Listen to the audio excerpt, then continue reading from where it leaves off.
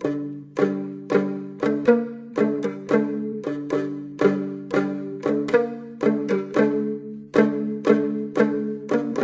everyone, Clawland here. You're watching another episode of Left Hand Reviews. And I figured I'd film a review out on my deck on this beautiful summer day in Atlanta.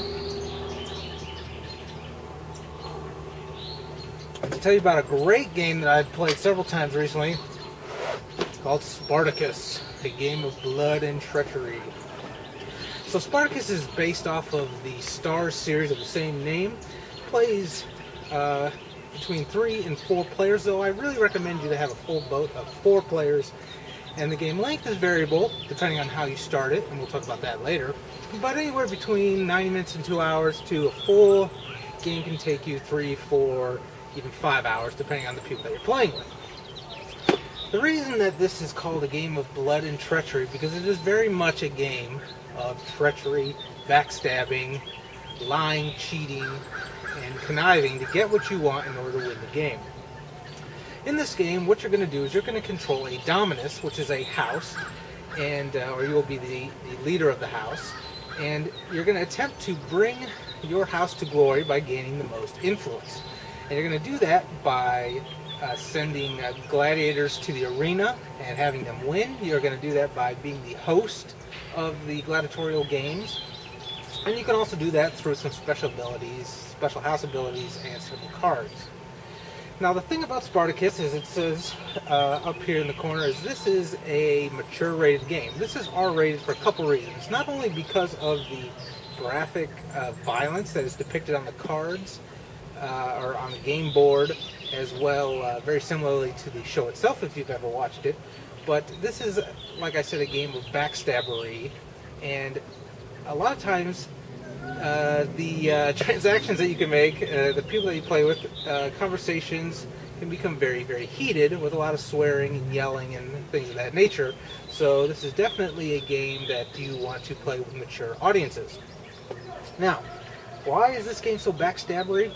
Well, during the game, you are going to have intrigue cards, and these cards you're going to use to play schemes on other players. Also, the money in the game, your gold, denarii, can change hands freely throughout the entire game. So that means you can beg, steal, pay off, bribe players to do what you want. Say someone's going to target you with a bad scheme, you can pay them to not target you, or pay them to target somebody else. Or you can pay your way into the gladiatorial games. Or you can demand payment from somebody, else you will play this nasty card on them. This is very, very much a game of blood and treachery, and you know it's going to be like that when in the rule book they specifically call out the fact not to be an ass. Don't be an asshole when you play this game, because I've never played Diplomacy yet, but I imagine that game is very similar in the sense that depending on how you play it, you may have fewer friends than when you started. Alright, so let's dig into the game.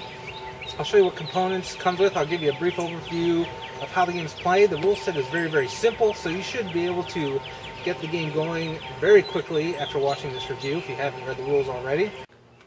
Spartacus comes in a really nice linen finished box. It's about your average size, and you can see, as I mentioned earlier, this warning here on the top left, it says mature content. So again, I'm not lying when I say this is definitely an adult game. Then the first thing you can see here is the rulebook. The rulebook is a very thick, glossy stock. It's very well written. I mean, it's not perfect, but they feel the need to give you an example after every single passage. But, I mean, that's good because it really leaves nothing left to chance. It even shows you a nice diagram of how you're supposed to hold your fists over the board for blind bidding. So this really leaves nothing left to chance. It's really easy to pick up the game. It also helps that the rule set for this game is also very, very straightforward and easy to pick up. Next we have our house playmats here. You are playing as a dominus, which is the head of a household. So you'll have 4 of the households from the television show.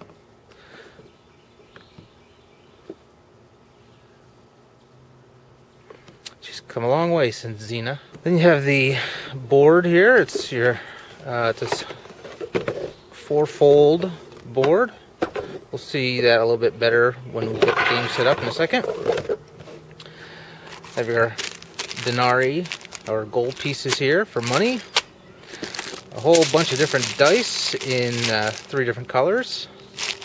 Blue represents your agility and your initiative or your speed.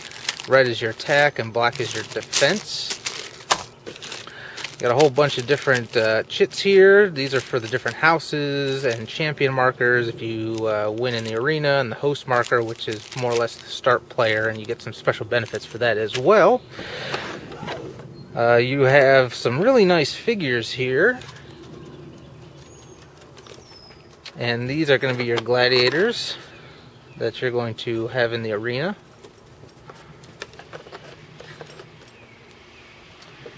You have some turn summary cards here, and then underneath those is your deck of market cards. You see there's quite a few of them. Market cards are going to have all the different assets that you can purchase in the game, such as slaves and gladiators and the like, weapons, armor, etc. And then finally you have the intrigue cards, and there's a bigger stack of these. These intrigue cards are going to let you do all sorts of mean things to your opponents during the game, and it keeps the game very, very interesting. So let me set up a game here, and then I'll walk you through the rules, and then I'll tell you what I think. Alright, so here we have our standard 4-player setup for Spartacus. Down here at the bottom, you're going to see your injury, favor, and champion tokens. These are going to be issued to your gladiators. A host token, again, this is kind of the start player and a player that has some special abilities throughout the game, and this is randomly selected at the beginning. Each player is going to have their house card here, along with their influence tracking token here, and 3 bidding tokens, as well as a gladiator.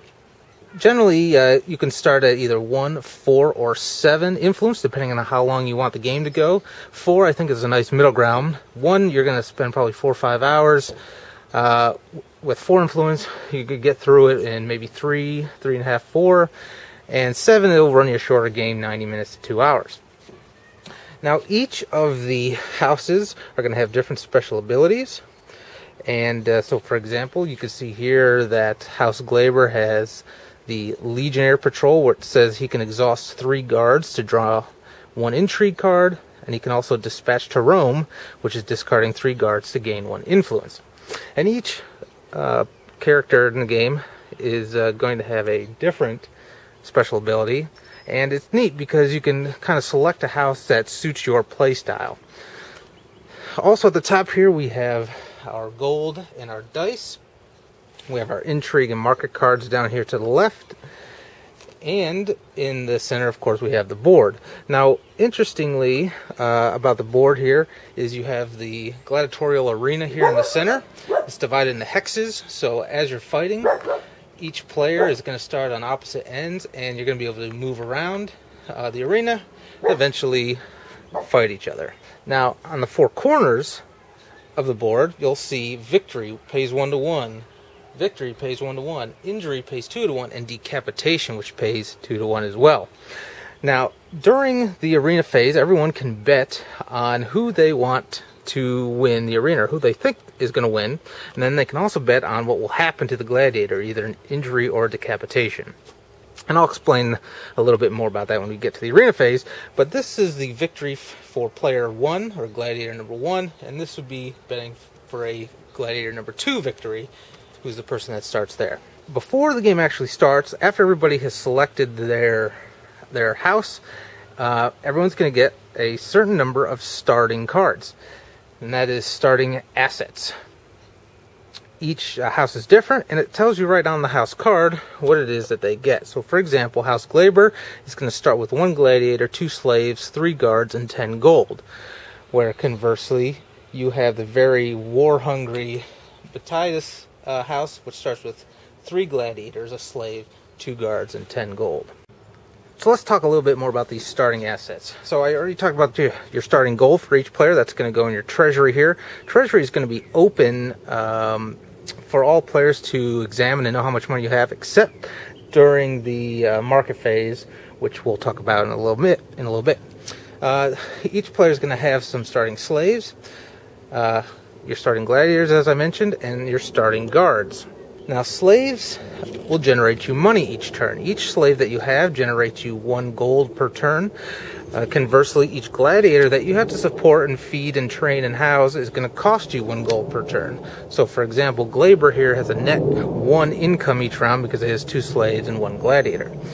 Then you also have your guards. Guards are used to protect you from schemes that other players play against you. So you can use the guards to attempt to foil one of those schemes, but it's based on a die roll, so there is a chance that you could not be able to foil the scheme with a guard. But you can always keep trying additional guards until you either run out or you are able to foil the scheme. Each time you use a guard, though, they of course have to be discarded. Now, let's talk about the stats. So each gladiator and each slave is going to have 3 stats: their attack, defense, and their speed. And that number there just tells you how many dice that they roll.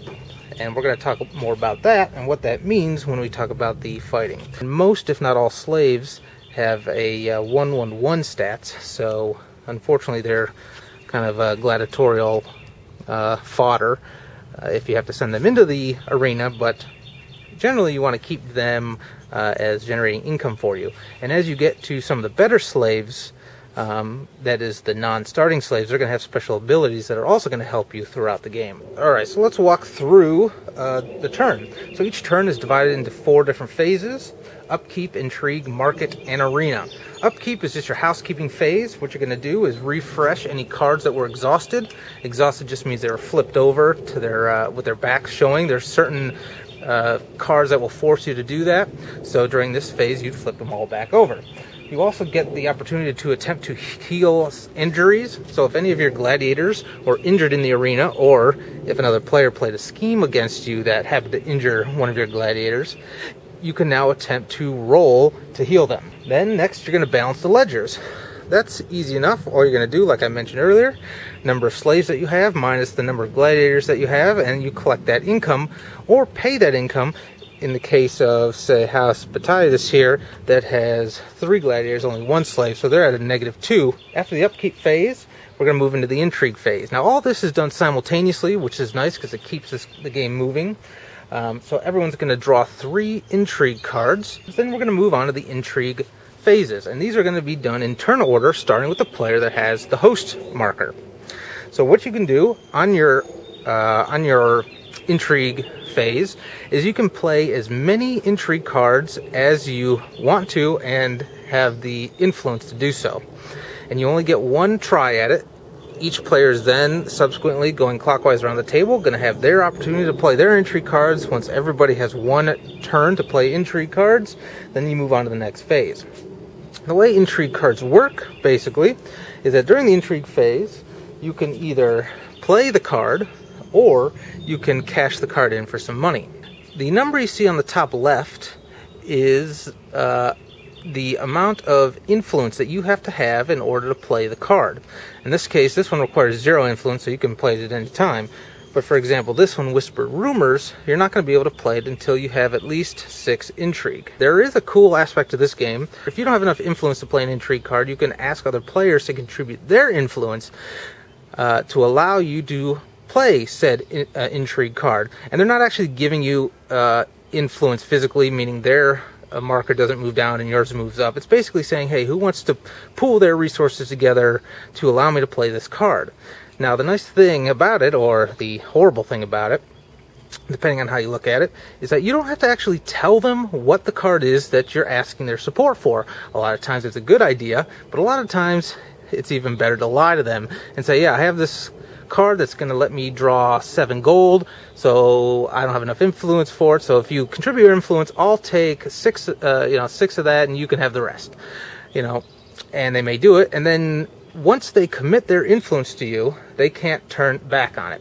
So you can either be a benevolent house and stay true to your word, or you can say screw you and take all the gold for yourself, and they can't do a thing about it. Now, the 3 different types of cards are your schemes, your reactions, and your guards. A scheme can only be played on your turn during your intrigue phase, and it does all sorts of things, like this says +1 influence to the target dominance. Then you also have your reactions.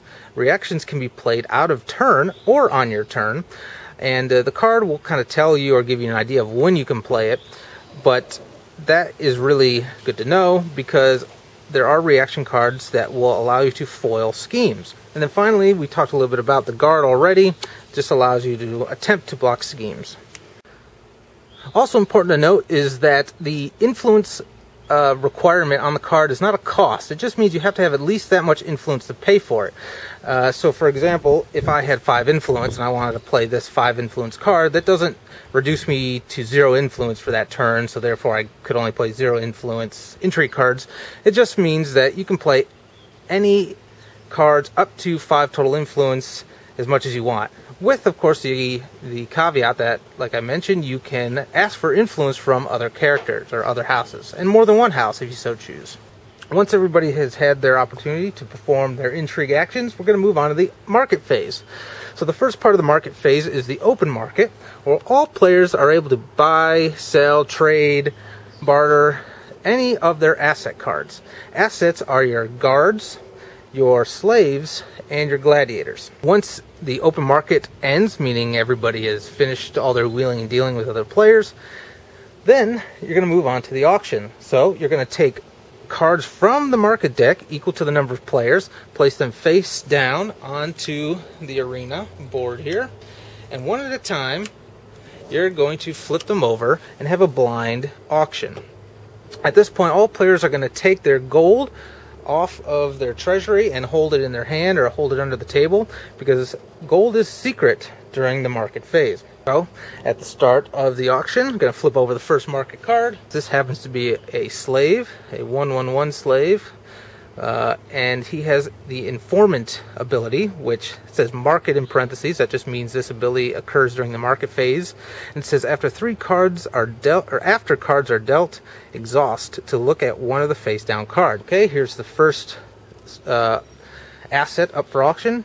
People are going to take money into their hand and hold it over the table. Once everybody is holding their closed fist over the table, you'll reveal the amount of money. Whoever has the highest bid wins.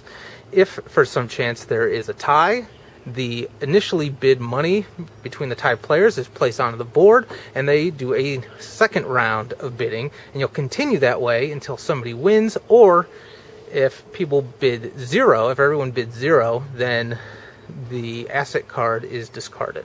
So there's a fair amount of strategy. Anybody that's played auction games know that there's a lot of subtlety and a lot of strategy in these auctions, and you can try to bid people up really high, and then if you tie with them, you can make it seem like you really wanted that, and like you're going to bid up even more, but then reveal 0, and your opponent maybe thought, thought that card was really good, and they ended up bidding another 4, so they ended up paying a ton of money for a card that maybe is not so valuable, and you've just gotten rid of a lot of their cash. Alright, so you'll go through each one of these.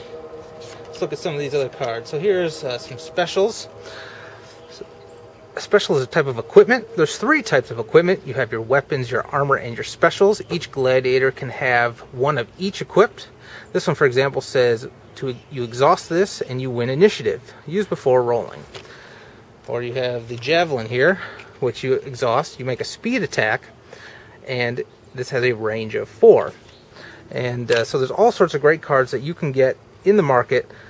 Really cool gladiators, all sorts of neat weapons and armor, and of course slaves that are going to really help you not only generate more income each round, but they're also going to give you special abilities like the one we just saw.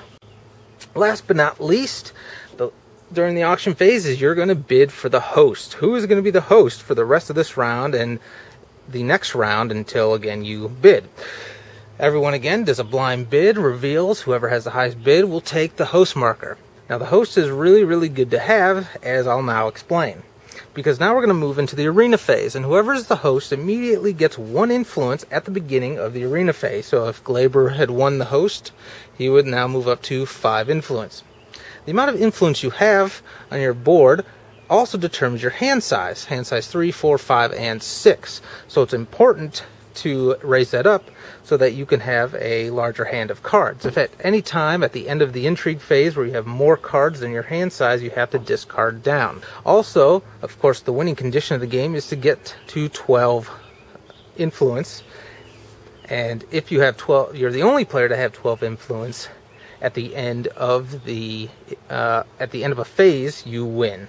If there's a tie at the end of the phase, ties are settled in the arena, which we're about to go over now. So this is what happens during the arena phase: is the host is now going to invite 2 players to participate in the arena, and they can invite themselves if they so choose. So Glaber here might invite House Spartacus. So House Spartacus now has to select one of their gladiators and place them into the arena with any equipment that they want to use, and they'll go on the number 1 spot here. Then after the first invited gladiator does their selection of gladiator and equipment, then the host will invite a second player. Now this is interesting because whoever is second gets to see what the first person is going to do first, what gladiator and what items they're going to put into the arena. And because gold can change hands 100% freely in this game, you may, as the host, demand gold from people to allow them to be second into the arena. Or there might be players that want to be in the arena because they have a really strong gladiator, so you may demand money from them to have the honor of participating in the arena. Glaber might decide he's going to put himself in the arena, so he's going to put himself on number 2, equip a gladiator, and now we're ready to fight. Now before the fighting begins, players are now going to be able to bet. So they're going to take some money and one of their house tokens here and put money on who they think is either going to win the battle. So in this case, House Glaber is going to bet on his gladiator and put the money over here. You can bet up to 3 gold per betting area, and you can never bet against yourself. That's important to know. Now, at the end of the gladiatorial phase, anybody that's won bets will collect their money, and of course, people that lost, their money goes back into the coffers of the bank. Players are going to collect dice equal to the values that are on their gladiator cards. So Spartacus here is going to collect 2 attack, 2 defense, and 3 speed.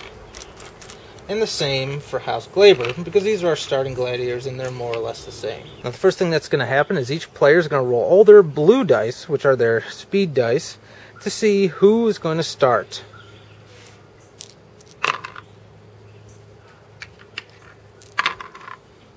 Alright, so we have 9 here versus 10. So House Glaber is going to have the initiative. Now that they have initiative, they can determine, are they going to go first, or is their opponent going to go first? Glaber is going to decide that he's going to go first, and so he can start moving his gladiator. Basically, you move and then fight, or fight and then move, but you can't break them up. So I can't move, fight, move. The amount that you can move is the number of speed dice that you roll, not the value on them. So Glaber can move 3. 1, 2, 3. He can't fight because he has no ranged weapons. It's now Spartacus' turn with their Syrian warrior. He's going to move 3. 1, 2. And now that they're adjacent, they can fight. So Spartacus is going to roll their 2 attack dice, and we're going to match those up against Glaber's 2 defense dice. After you roll, you're going to line your dice up from greatest to smallest, and each attack dice that is higher than the defense die that it is pitted against will be a hit. So in this case, it's a 3 versus 6, so that's blocked. 1 versus a 1 ties to go to the defender. So again, that's a block. Now, if we had this situation here, this would be a hit, and this would again be a block. When a player takes a hit, they have to remove one of the dice from their dice pool. The Spartacus hit, so Glaber has to remove one of their dice. He's going to remove one of his speed dice. Okay, now we're back to a new round of battle, and starting with initiative. And now Glaber can only roll 2, whereas Spartacus can roll 3. It also means that there's a lesser chance that they're going to get initiative, and it also means they can't move as much. They now can only move 2 spaces versus the 3 spaces. And you're going to keep doing the combat rounds back and forth, until you are down to, well, until one dice pool or a dice of one color are eliminated. The catch is that you can never remove all dice from a dice pool until you're left with one of each color. So, for example, let's say this player took 2 hits. They couldn't just remove 2 of these blues and be done with it. They would have to remove one of these and one of another. And then when they took another hit, they would have to remove this one. And then when they took another hit, then they would choose which they want to remove. If there was, in this case, again, and they took 2 hits, then they would remove this one and then select another one. Now this is where we get into yielding, injury, and decapitation. If a player, gladiator, is forced to remove one whole dice pool, so let's say in this case they took 2 hits, so reds are now totally gone, that gladiator yields and the battle is over. If we had this situation, say, and the gladiator took 3 hits, 1, 2, 3, we would have just removed 2 full dice pools, so that is an injury. And let's say they only had 3 dice and they took 3 hits, so you remove all 3 dice pools. That is a decapitation. Yes! Now this is my favorite part of the game. So if a gladiator loses via injury or yielding, meaning they're not outright killed by decapitation, blah, the host now gets to do the famous thumbs up, thumbs down. If you've seen the movie Gladiator, Joaquin Phoenix's character has to do that for the people in the arena. So even though they may have survived, the host can still and kill off the losing gladiator. So again, this is another opportunity for the host to demand money from the losing gladiator, or maybe demand money from the winning gladiator or any other players to kill off or save that particular gladiator from being killed. If he survives and he was injured, then you're going to take one of the injury tokens and put it onto the gladiator, and again, as we mentioned earlier, during the upkeep phase, you can attempt to heal that injury. The winner is going to receive a favor token that's going to stay with the gladiator that won. And now, every time that gladiator is entered into the arena, they're going to collect 2 gold because of how famous that gladiator is for each favor token that they have. So if they have 2 favor tokens, they're going to collect 4 gold if that gladiator goes in the arena. If they collect a 3rd favor token, then they are going to become a champion. If you're a champion, you're going to collect 6 gold because a champion marker just essentially counts as 3 favor markers.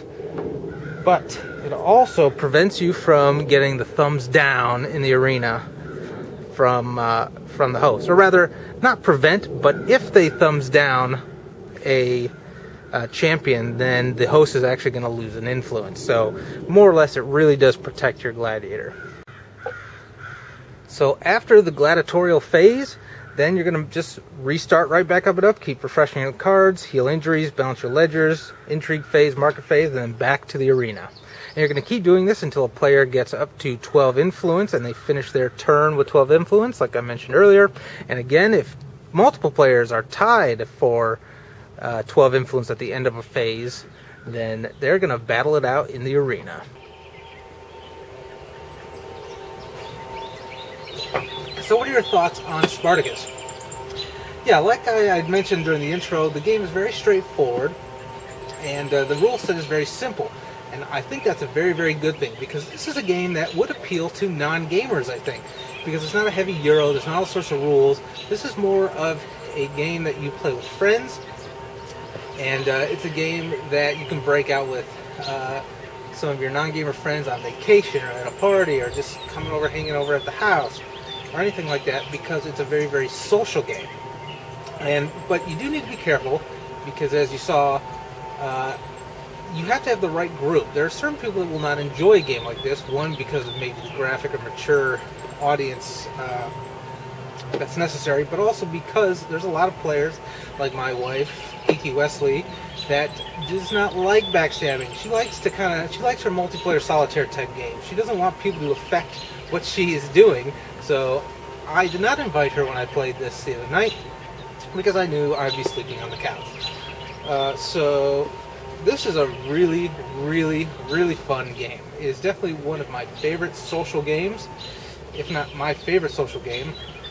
I like the fact that you can select the amount of time you want to play the game by depending on your starting influence. I generally like to start with 4 because the game doesn't drag on too long. I like the fact there's a lot of different paths to victory. Sure, you have to still get your 12 influence to win, but you can do that either through making sure you have the best gladiator, or you can do that for filling your coffers with gold and always being the host. And you can do that again through Intrigue Cards, and depending on which house you select, is going to suit your playstyle. I do love the combat in this game. It's really, really simple. I like the fact that dice are not only used to attack and defend, but they're also used as hit points, so it makes a lot of sense. So as you take hits and you reduce your combat dice, maybe you're getting an arm hacked off or something, well, you're not going to have the same ability to fight, so therefore you have fewer dice. It just makes sense, and because there's dice, yes, there is an element of luck, but that works in the favor of the underdog as well. I could be down several dice, and my opponent could have very poor rolls, and I can still come back. Again, there's people that really don't like dice randomness. I happen to think that it works perfectly fine in this game, and I really enjoy it. Also, the power that the host has is really, really cool, so that's always something that you want to try to get a hold of when you can. Now, negatives. There's not a heck of a lot of negative I could say. The game, again, you have to have a specific audience in order to play the game. The components are okay.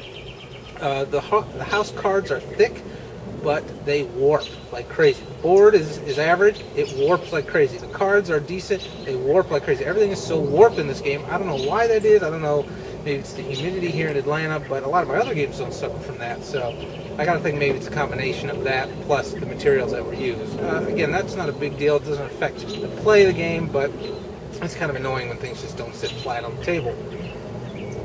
Also, I did talk about that luck factor. That could be a negative if that's something you really don't like.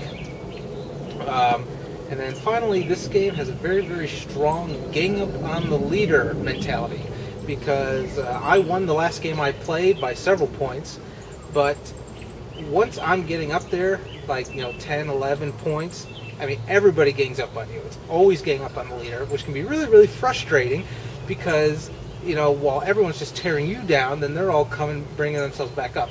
But that could be good or bad, because then it kind of prevents a runaway leader.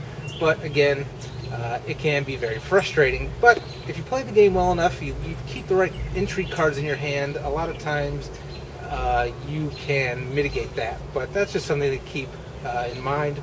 But there's really nothing you can do about it. That's just the nature of the game. It's a very interactive player confrontational type game, and that just comes with the territory. So I hope you like my review of Spartacus. I think it's a great game. It's really, really affordable, and it's one of the few games based on a television series that is very, very good. So if you're a fan of Spartacus, or if you're a fan of confrontational games or combative games or social games with your friends, I definitely recommend picking up Spartacus. It's a great addition to your collection, and you'll be happy that you made the purchase. So thanks for watching Left Hand Reviews. Make sure to check out my website, lefthandreviews.com, and Facebook page and Twitter. And I'll see you guys at Gen Con.